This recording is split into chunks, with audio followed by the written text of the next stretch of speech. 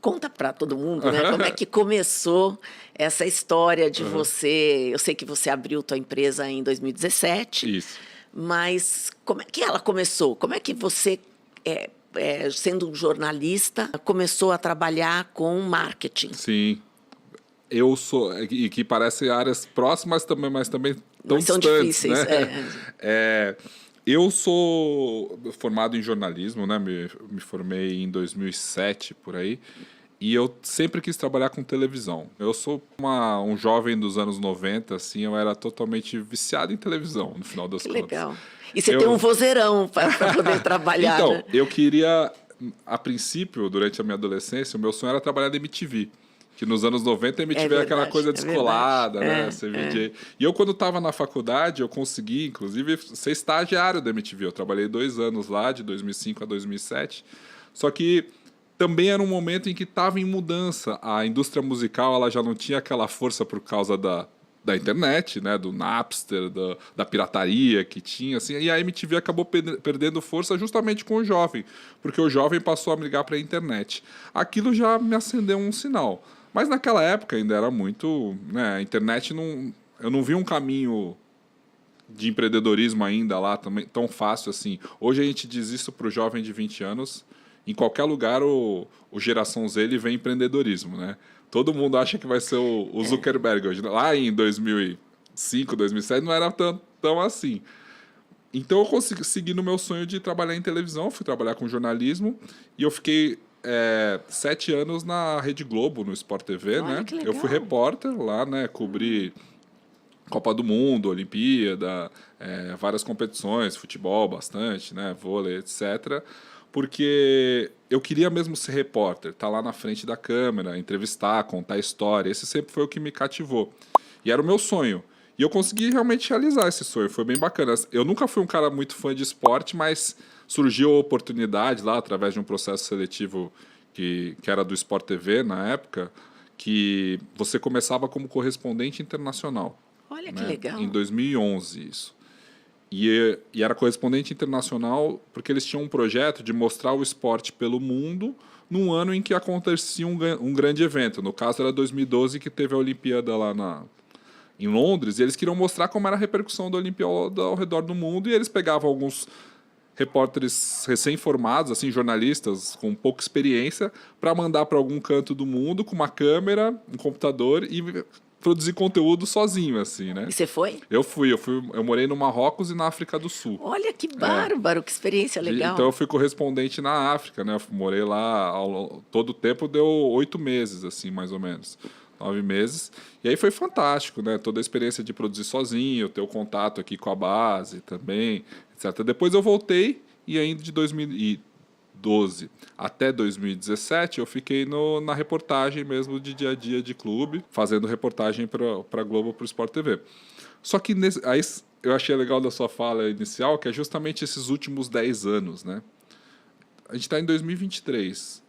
O mundo mudou demais nos últimos 10 anos, né, Adriana? Tipo, Super. coisas que a gente dava como certo, carreiras que a gente dava como certo, né, como era o meu caso. Quando eu estava ali como repórter, eu estava trabalhando num lugar que, cara, quantos jornalistas querem trabalhar na Globo como repórter, né? Eu estava já nesse lugar, assim. Mas, de repente, as coisas começaram a mudar. Em 2012, quando eu fui fazer uma matéria no Corinthians, por exemplo, Adriana, eu ia no dia seguinte na padaria lá, perto de casa, e o chapeiro falava: tava lá no Corinthians, ei, te vi hoje, bacana, que legal, não sei o que lá. Em 2016, 2017, quando eu já estava no final da minha trajetória, eu lembro que eu fiz uma matéria bem grande, encerrando o Globo, o Esporte Espetacular, que é aquele programa de domingo, super prestigiado internamente lá na Globo. E era uma matéria grande, de, sei lá, uns 8 minutos, assim, que é bastante tempo pra TV. E aí, no dia seguinte, nem minha mãe me ligou.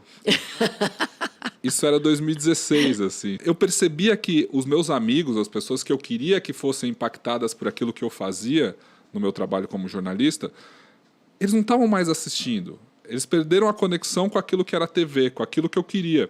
E no final das contas eu entendi que o que eu queria não era simplesmente aparecer na TV. Eu queria impactar as pessoas que são do meu meio.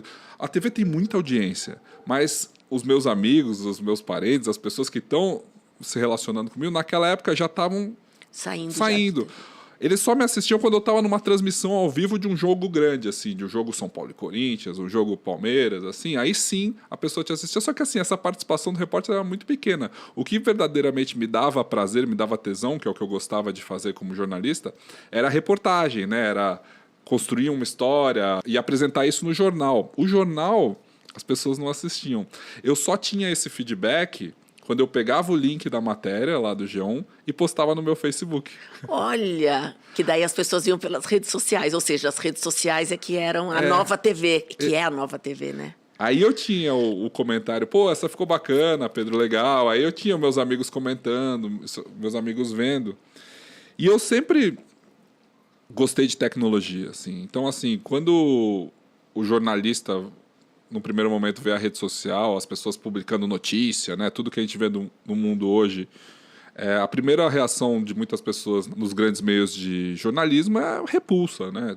Isso aí não é jornalismo, isso aí não é de verdade. Eu sempre olhei com, cara, eu acho que aqui tem um caminho de atingir as pessoas que ele é mais democrático, tem um alcance que pode ser muito maior, dependendo. A atenção das pessoas está aqui, né? A gente não sai do lado disso daqui. Isso já foi se mudando nesses últimos 10 anos, mais intensivamente de 2015 para cá, né? Com o 4G, com os celulares com acesso em que qualquer lugar na rua, você tem as pessoas olhando para o WhatsApp, olhando para o Instagram, olhando para o que seja Facebook, TikTok, YouTube, o que seja. Em 2017 eu consegui aí negociar com a minha chefia lá do esporte, 2016, que eu queria estudar marketing digital. Queria aí, que eu estava olhando, sugerir projetos que não passavam, né? Sugerir coisas que ali no ambiente corporativo ainda não estavam... A galera acho que não entendia muito bem, assim. Aí eu fui fazer uma pós em marketing digital na SPM e em outubro de 2017 eu fui demitido. Eu não pedi demissão. E eu gosto de falar sobre isso porque eu não tenho nenhum pudor em falar que eu fui demitido. Eu saí num corte, desses cortes da Globo, que sai a matéria no UOL, assim. Foi demitido tantas pessoas, assim. Saí num corte. E assim... Até porque está mudando a televisão de fato. Eles também estavam sentindo o impacto disso. Sim. E continuam sentindo. Continuam cortando pessoas. Exatamente. Ao longo, porque é uma estrutura que não é mais adaptada ao mundo de hoje. Sim. Mas quando a gente fala de carreira, eu gosto de falar isso, que assim, a demissão, para mim, foi a melhor coisa que aconteceu na minha vida. Assim. Era o que eu precisava.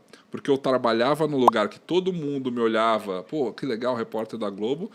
Mas, no fundo, depois eu fui entender que eu não estava feliz. O meu coração já não estava ali. Nos últimos 2, 3 anos, eu já estava fazendo aquilo de forma mecânica, aquilo de forma...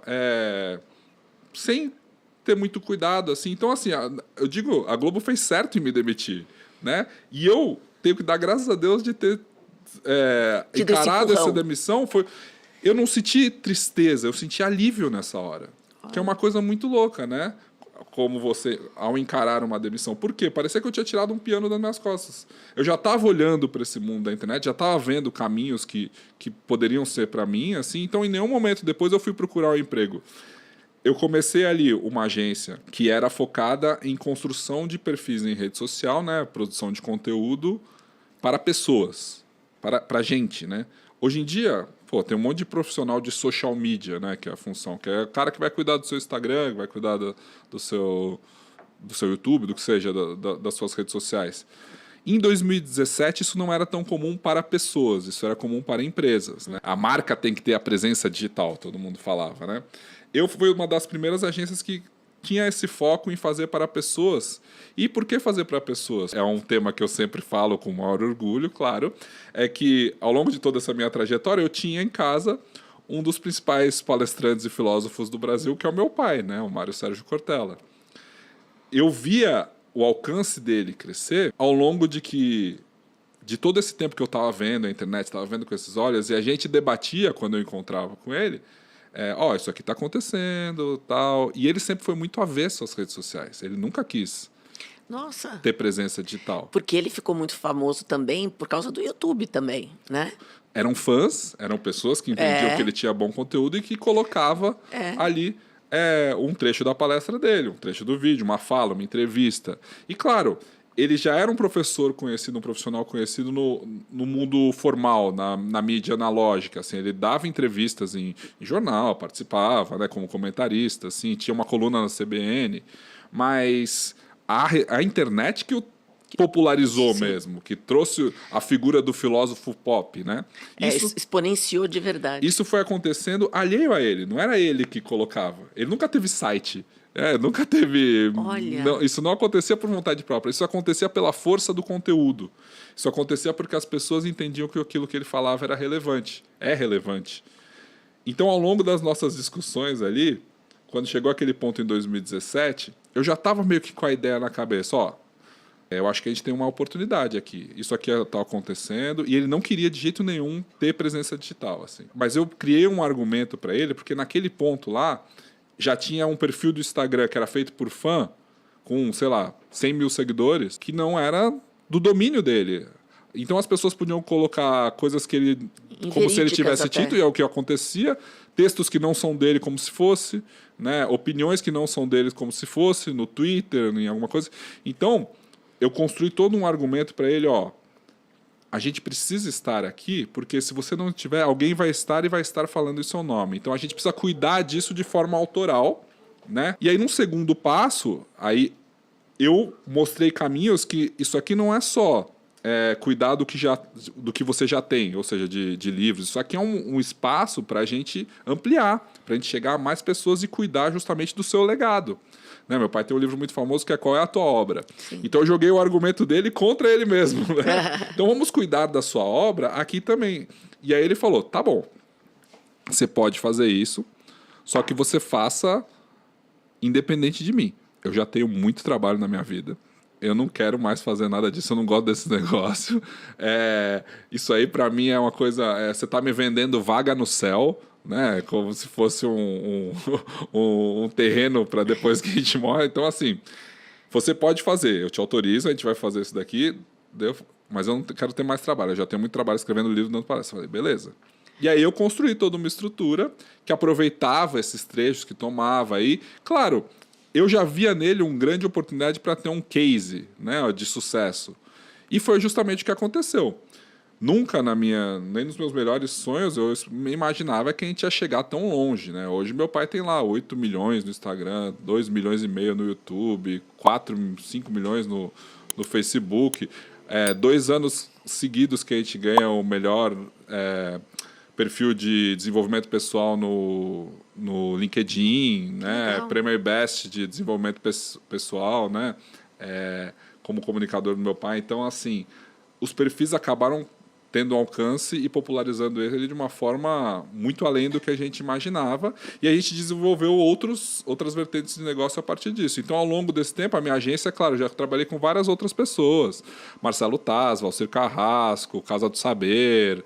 Aí a gente ampliou também para trabalhar com marcas, né? E outras estratégias de sucesso. Mas eu foquei aí em entender quais são os caminhos do mundo digital que podem, aliado ao bom conteúdo, trazer benefício real. Então, basicamente, essa é a história da minha vida. Qual foi a sua estratégia? Foi fazer os cortes, por exemplo, das palestras já existentes, e aí começar a divulgar para aumentar o número de seguidores e, consequentemente, deve ter gerado mais palestras e mais trabalho para ele. O meu pai nunca teve problema de agenda. Ele já era, desde os anos 90, um dos principais palestrantes do Brasil, e já há uns 20 anos, ele nunca vai falar isso, mas eu falo, ele é o principal. Já há muitos anos, né? Em termos dessa área palestrante, assim, e na área da filosofia, porque ele também tem o trabalho de autor, de livros, etc. e tal. Então, assim, mas ele era muito requisitado já no mercado corporativo desde então. Então, esse nunca foi o foco, aumentar o trabalho. Pelo contrário, a gente queria ter um alcance que fosse no digital e o acesso à agenda dele, essas coisas, acabou ficando cada vez mais restrito, assim, né? Porque o meu pai está num momento de pouso, não de decolagem, assim. Ele não quer fazer mais coisas, ele está querendo fazer menos coisas e que as coisas rendam de outra forma, né? Que a obra trabalhe por ele.